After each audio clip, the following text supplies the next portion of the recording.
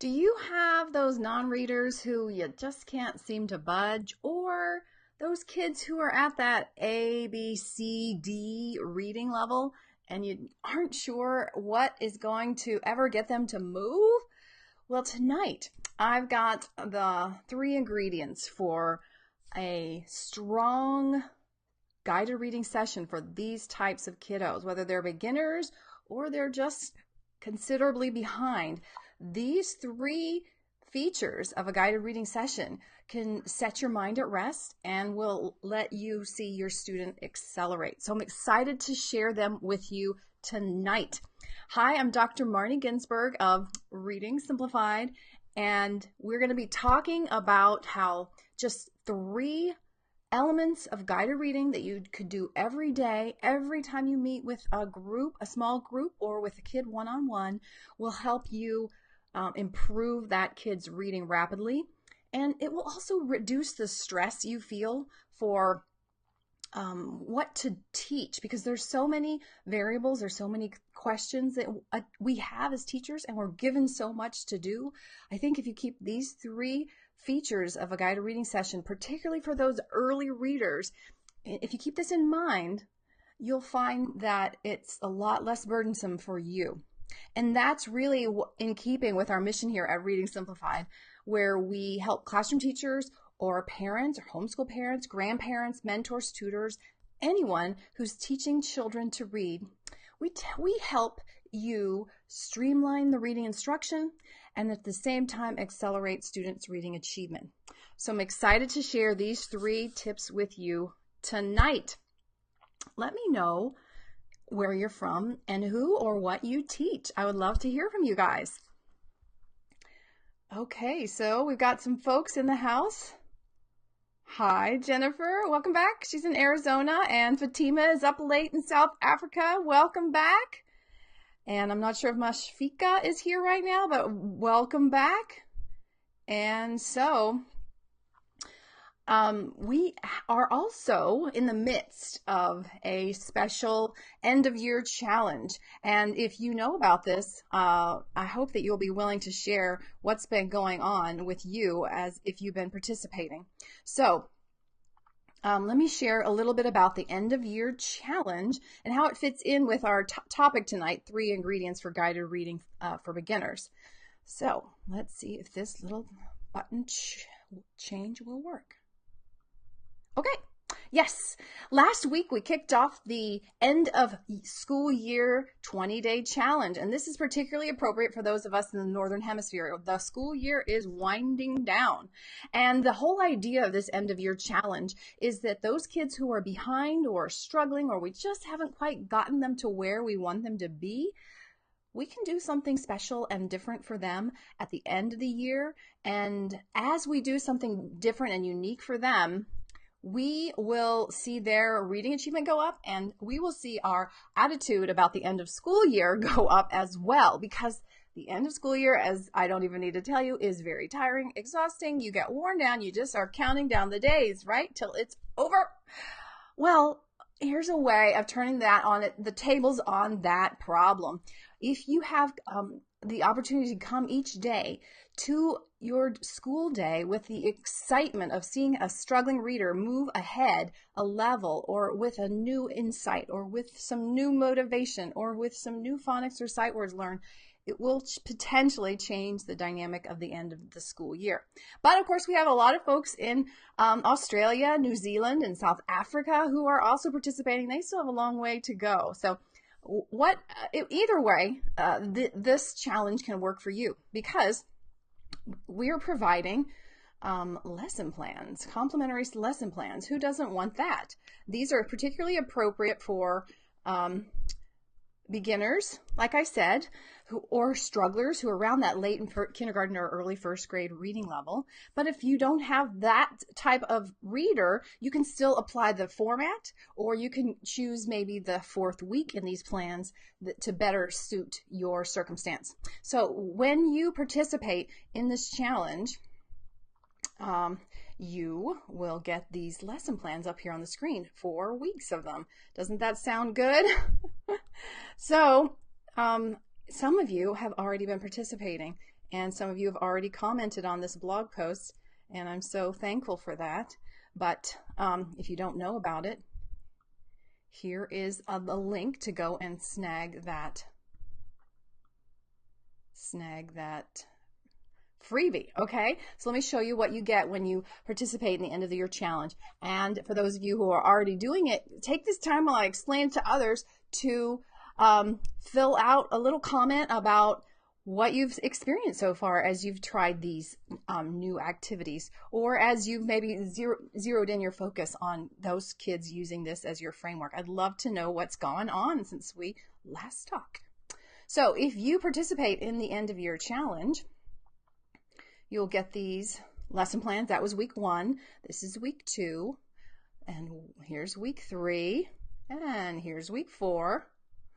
And I will be gradually giving you information about how to try these activities if they're new to you. So for instance, here in week 1, we're only trying 2 activities. So it's not a lot of new things to learn, and they're super simple and they move the needle. So once you sign up with this link down there, readingsimplified.com/end-of-year-challenge, then you'll get these lesson plans. And you also get some email trainings from me, as well as this type of Facebook Live training, so that you can just gradually learn these new activities if they're new to you. Or if you know Switch It already, then this is a great list to just dive in with. Now, if you, like I said, if you have kids who are slightly more advanced, then you could go to, say, week 3. And you'd notice that these aren't 3 sound words anymore. There are 4 or 5 sound words like flint and flops. Okay, and as we go through, as I mentioned before, as we go through this challenge, we're gradually adding more content.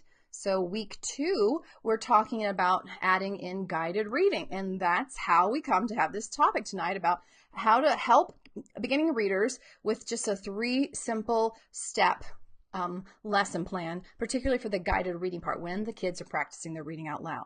So if we were in week 2, if you got started with us originally, say on Friday of week 1 or Monday of week 2, we would be starting guided reading. So let's talk about that.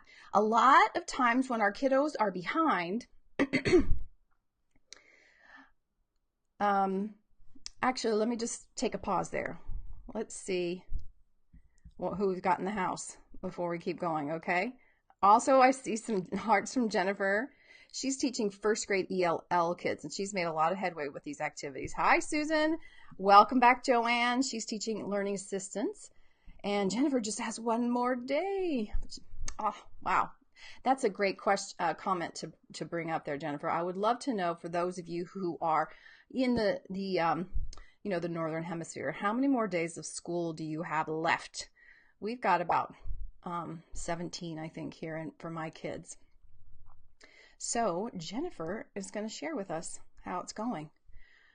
Her little group is going off to summer vacation with 3 books that they have learned to be able to read all by themselves in just the last week and a half. Awesome. Yes, Jennifer already reported on that blog post that I had mentioned earlier that her kids were diving into guided reading for the first time because they were ELLs and they just started these activities this spring.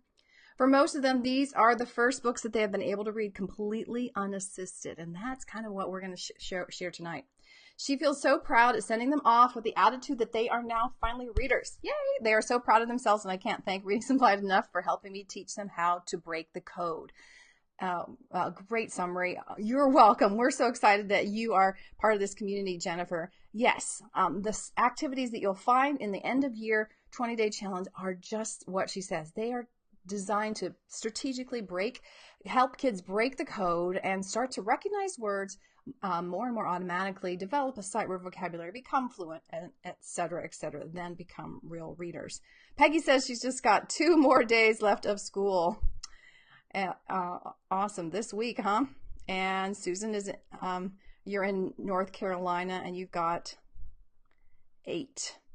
Okay, awesome. Congratulations on finishing the year. I'm sure you all are finishing well. I know you're the type of teacher that goes above and beyond because you're doing professional development at the end of the year. So thanks for being here. All right, so let's get back to our main topic for tonight about those 3 ingredients for guided reading for beginners. Okay, let's start with number 1. The number 1 tip that I have for you to begin and to incorporate into every guided reading session is to teach the blend as you read decoding strategy. You may not know what that is, so let me show it to you. It's in contrast to what a lot of us are taught.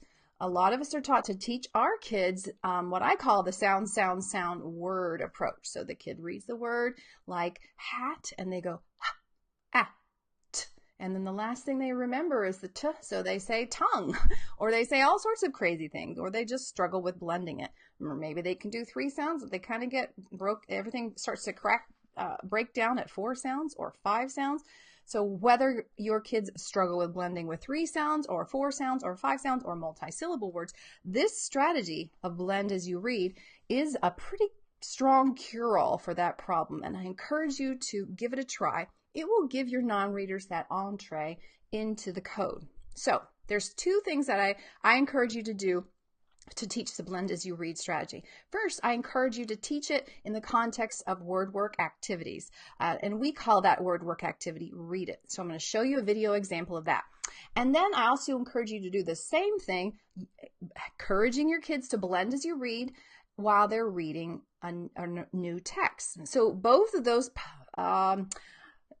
venues or domains are really important to teach that decoding strategy. So they practice it in isolation for word work, and then they also incorporate it as well for guided reading or when they read aloud orally to you. So let's first see what blend as you read is. I mentioned it's not sound, sound, sound word, but what is it? Let's watch a little video and you can see an example of that.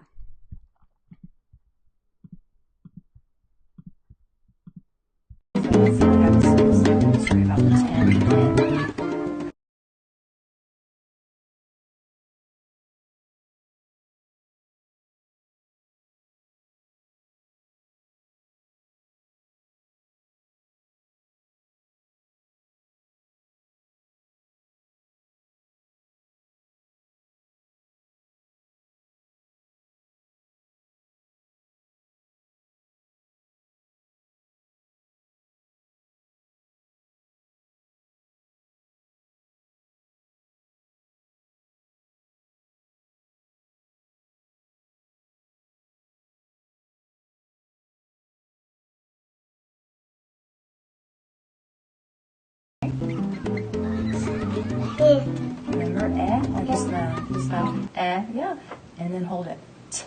10. 10 men. 10 men. I'll help you with this one. It's like you're smiling. Went. That's right. 10 men went up. It could be. A lot of times we just say a or a.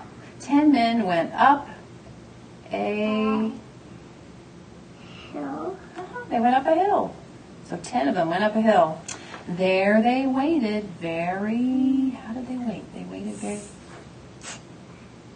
good, and put them together and hold it.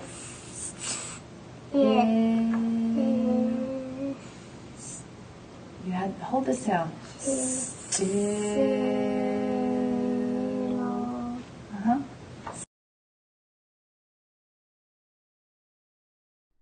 That was just a snippet of how a student was blending as you read in the context of a new text. And you saw her put the sounds together as she went. Instead of saying t, what word? 10 or men or tongue? She put the first 2 sounds together. And I was coaching her to do that with that little notch card. 10. Do you see the difference? It's pretty subtle. So we would practice that activity in isolation in word work with maybe a dry erase board, and she would read a word like hat in isolation. We'd practice the blend as you read strategy. But here you see her putting it into play with an actual text. Now, you probably noticed that this was really, really hard, wasn't it? Almost every word I had to help her with. I read some of the words, and I also coached her to blend as you read. And so that is what I propose to you when you have that non-reader or that kid who's at the A, B, C, or D reading level and can only seem to use the picture clues or the predictable text to figure out what word comes next. So when you teach them the blend as you read strategy, they usually have like an aha about how the code works. And that aha gets them excited, and they start to be able to attack more and more words on their own. This little girl is getting my help at every step of the way because this is literally her second time ever reading anything. She was in pre-kindergarten at the time. So that is the number one tip. When you have those beginning readers and they're not moving along, make sure you coach them on how to decode. And the blend as you read strategy is the fastest way I've ever encountered to do that. Practice it in isolation, but then just put it into play with a real text from early on. You don't have to wait till they are reading words independently. Day one, if they have a few letter sounds, let them try to read a passage with your support. And we'll talk about how you can actually pull that off in a little bit. But some of you are blend as you read experts now. So let's hear from Jennifer again. She says blend as you read has worked beautifully with her kids. They tried the sound by sound in their reading intervention group, and they could never remember the sounds by the end of the word. So classic. It's really taxing on kids' short-term memory or their working memory. And those who are weak in that domain are the ones that suffer with that sound word approach. Jennifer started using blend as you read and taught them how to use the cover card, so that little notch card I was using, so they even did it themselves. The reading intervention teacher asked what I was doing in class, so I introduced her to readingsimplified.com. Sweet.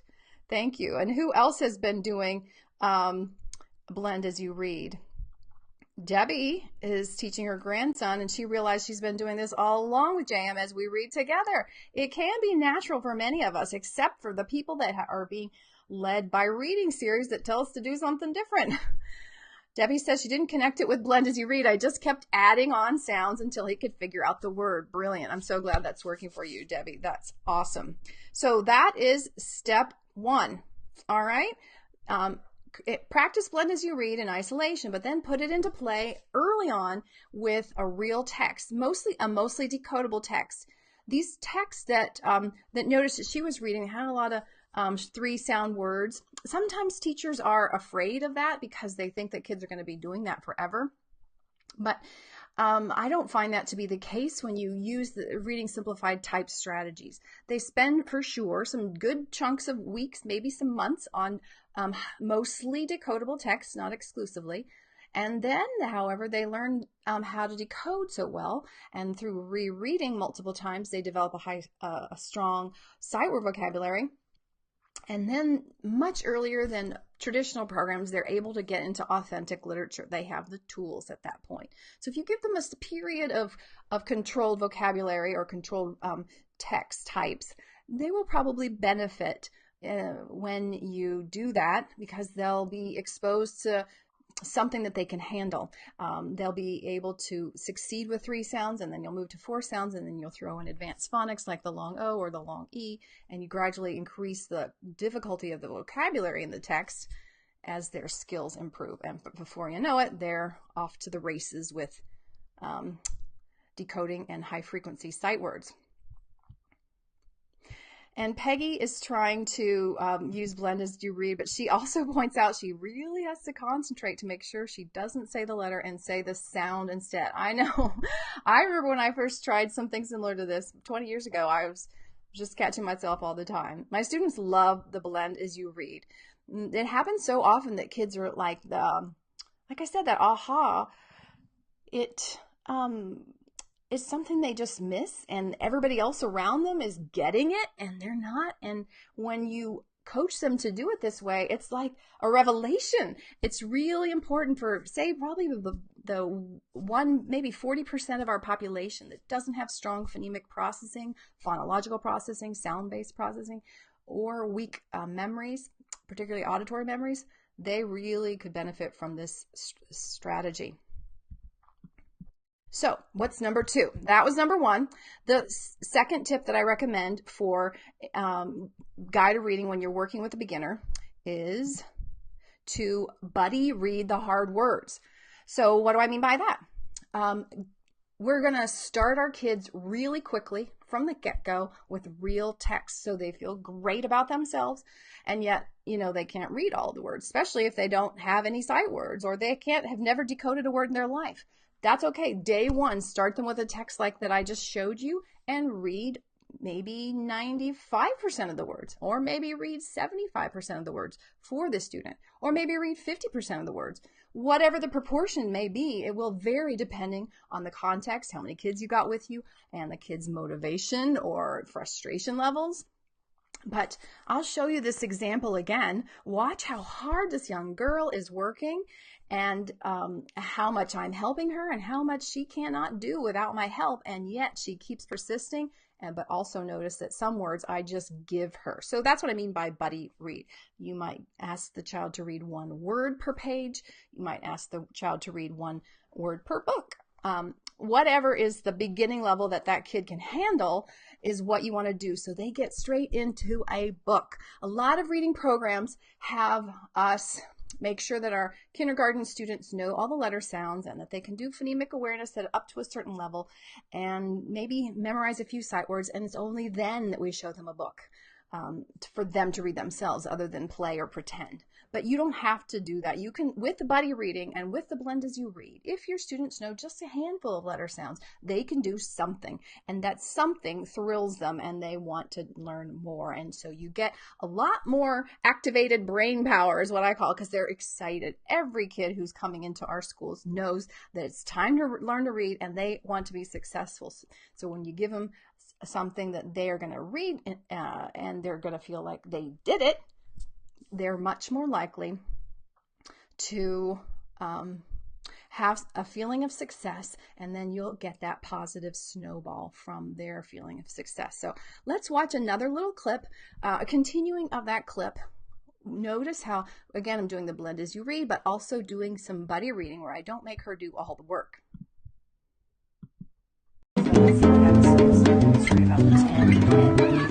Okay.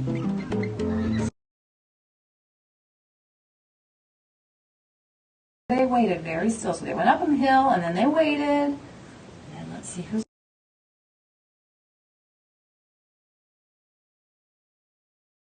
This is a guy's name.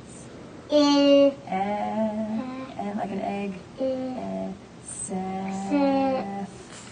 Seth. That's a guy's name. Seth. And Seth and Zach. Put those together. Put those.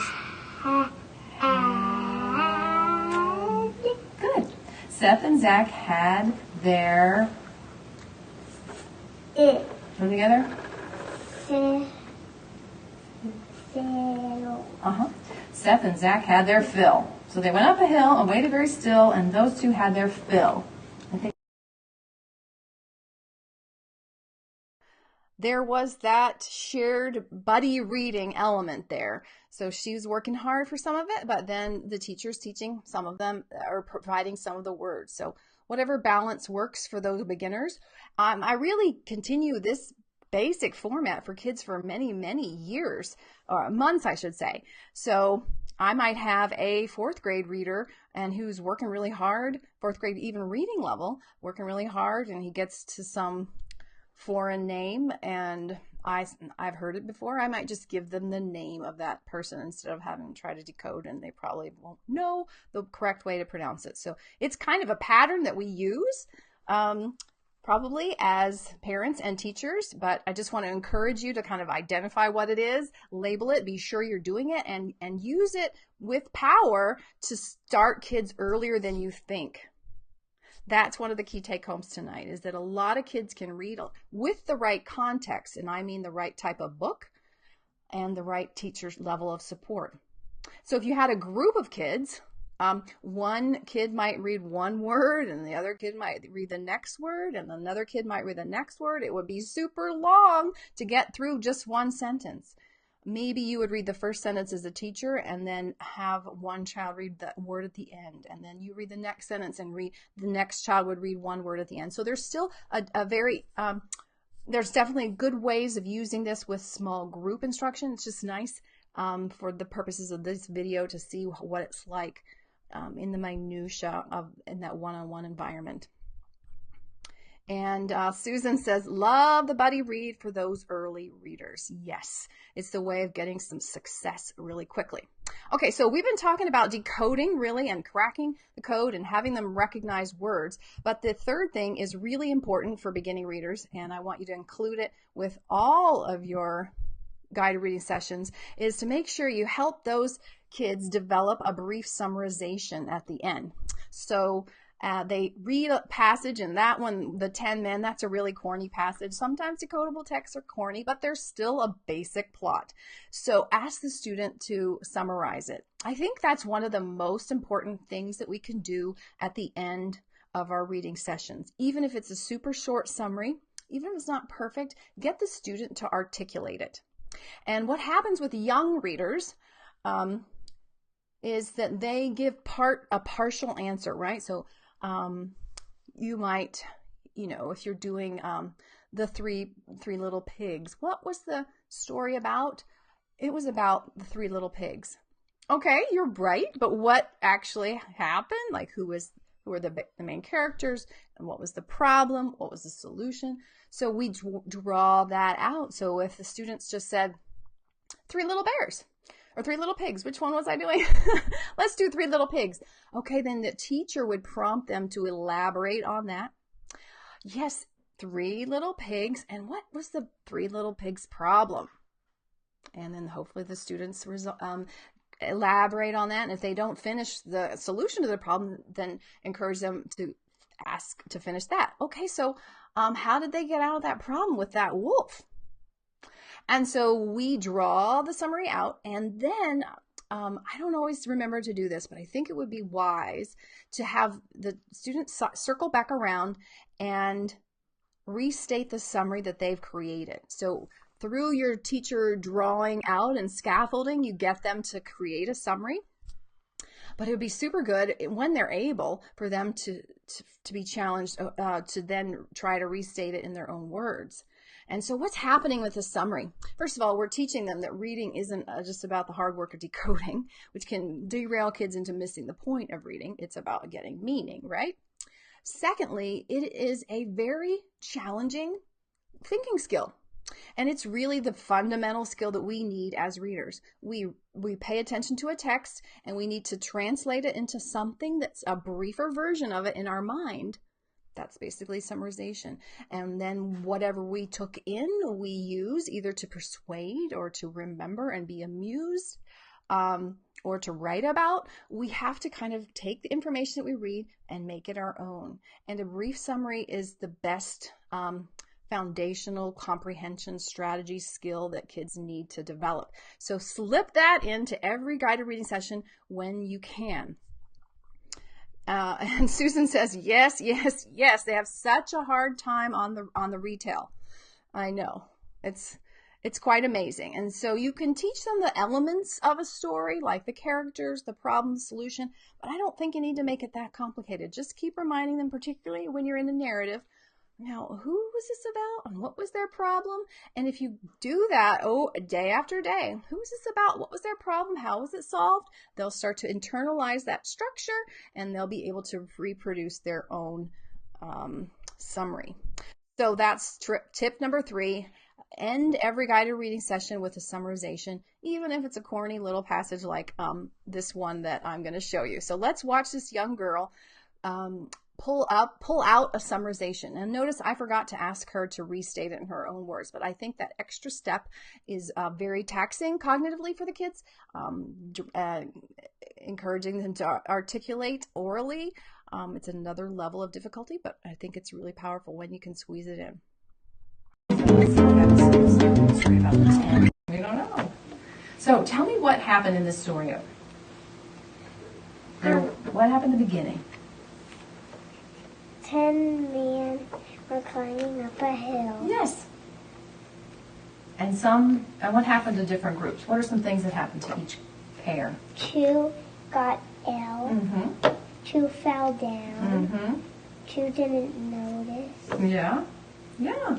A lot of people did, each pair did different things. Good job. So if you read that over again with your mom's help, then I bet that it would be easy for you to read to me next week.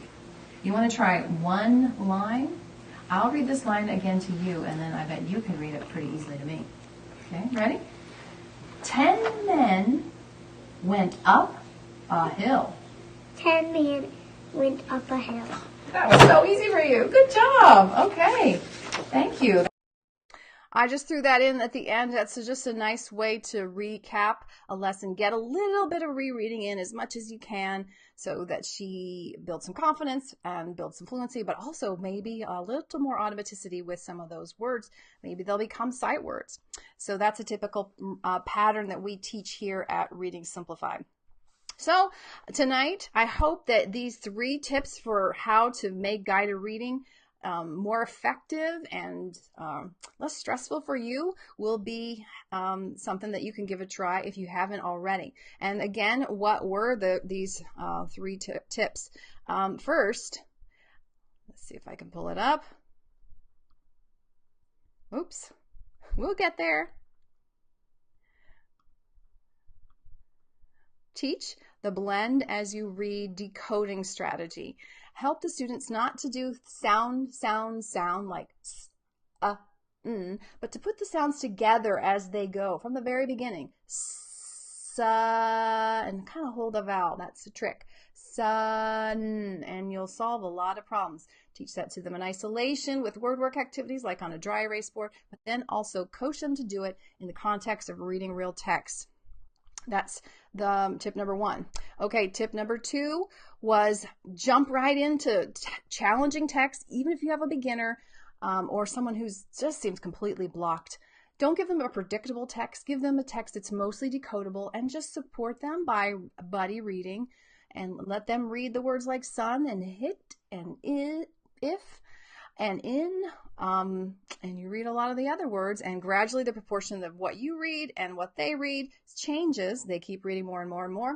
Their confidence grows, and they could be reading a new text every day. Maybe they won't be reading it all themselves, but they can feel successful. Take it home. Like Jennifer earlier had said that her kids are taking these 3 books home that she just started last week. They're going to be proud kids taking that home for the summer. And then those things are really kind of about how to attack words. But the 3rd tip is uber important. Make sure you help your kids develop a summary. Don't let them just walk off because, oh, we finished the book. And if they don't come up with a good summary themselves and they just give you partial, just draw it out through questioning and ideally have them restate it at the end, and they'll get more thinking development. This won't just serve them for reading, it will serve them for across the school day. If they can summarize something succinctly, wow, you're giving them a powerful thinking skill. So this has been part of our end of year challenge, and if you don't know about that, I encourage you to go to this website, and here I'll pop it in. Download these lesson plans and you'll get ongoing training about how to add these activities one day after the other. Some of you are about done with school. Maybe you can do it for summer school like Jennifer, or maybe you could work with a kid independently over the summer. Many of you in Australia, New Zealand, South Africa, you have more than half the year left, so you can definitely implement these plans and add these activities as you go. And don't forget, if you didn't know already, let me tell you, this isn't just free lesson plans. There's a chance to win. Everybody who participates will win. So if you go to that blog post that I post down there, after trying even just one of these activities, if you post how it worked for you or your kids, you'll automatically get some free materials from me. And then One person will win 3 months access to the Reading Simplified Academy. That is our paid membership where we teach these core activities, and we give you all the resources and coaching you need to put it all together, along with a ton of reading materials and my most day support via the Teachers Lounge, our online discussion board. So that's a very cool thing for one person who comments about how their kids did on that blog post below. And then our second place runner up will get 5 sorted packets. And sorted is one of the key activities we teach at Reading Simplified to get kids learning advanced phonics knowledge, like the long O and all its spellings, like the O and go and boat and show and Joe. And so those sorted packets come with worksheets like the sorted activity, but also with text to read that target that particular sound. So that's over about 50 or 70 pages of materials that a second place winner will win. So there's a little more incentive for participating in this challenge. You can join at any time, but if you want to be entered into the contest, be sure to post your responses by June 8th. Okay?